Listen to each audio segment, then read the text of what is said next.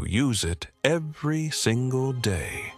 It is in your phone number, your bank account, your birthday. It is the reason computers exist. It is the foundation of calculus, physics, and modern mathematics. And for most of human history, it did not exist.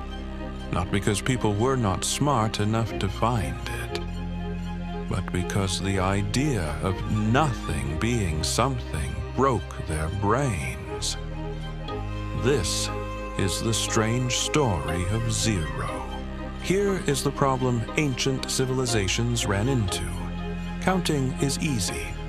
1 sheep, 2 sheep, 10 sheep. But what do you call it when there are no sheep? You might say nothing, zero, obviously. But the ancient Greeks, who were arguably the greatest mathematical minds of their era, refused. To them, numbers described real things, things you could hold, count, or measure. Nothing could not be a number because nothing was not a thing. How can nothing have a value? How can the absence of something be something? This was not a small question. It was a philosophical wall that stopped mathematics cold for centuries. The Babylonians got close. Around 300 BC, they started using a placeholder symbol, a kind of blank space, to show that a number position was empty. Think of it like the difference between 15 and 105. The gap matters. But they never treated that placeholder as an actual number. It was more like a punctuation mark than a mathematical idea. The Mayans also invented their own version of zero, completely independently around the 4th century. They used a shell symbol. They used it in their calendar system, and it worked beautifully. But like the Babylonians, they never took the next step. Zero was a tool, not a number, not yet. The true invention of zero happened in India.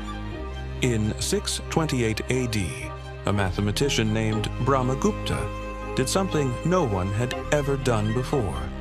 He wrote down rules for how zero behaves. What happens when you add zero to a number? What happens when you subtract it? What happens when you multiply by it? He treated zero as a full number, something that could be calculated with, reasoned about, and used. This sounds obvious to us now. At the time, it was revolutionary.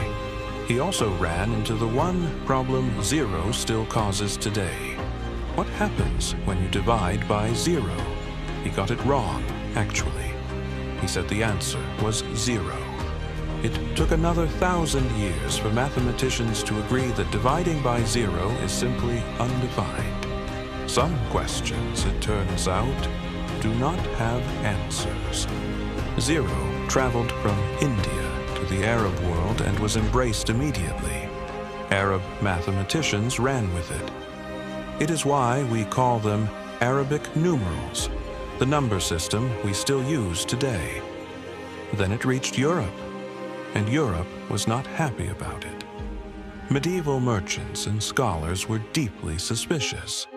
Zero looked like it could be used to commit fraud, to alter numbers in account books. In 1299, the city of Florence officially banned the use of zero in financial records. They banned a number. Accountants who used it faced fines. Zero was considered dangerous. Europe held out for centuries. It was not until the Renaissance that zero was finally accepted across the continent. And once it was, mathematics exploded. Calculus requires zero. Physics requires zero. Every computer ever built runs on a language of ones and zeros. The entire digital world, every screen, every phone, every piece of software exists because someone finally decided that nothing could be something. It took humanity roughly 5,000 years from the invention of writing to fully accept zero. 5,000 years to agree that nothing is something. Philosophers fought it, governments banned it, merchants feared it, and today, without it, none of the modern world works. Not bad for a number that represents nothing at all.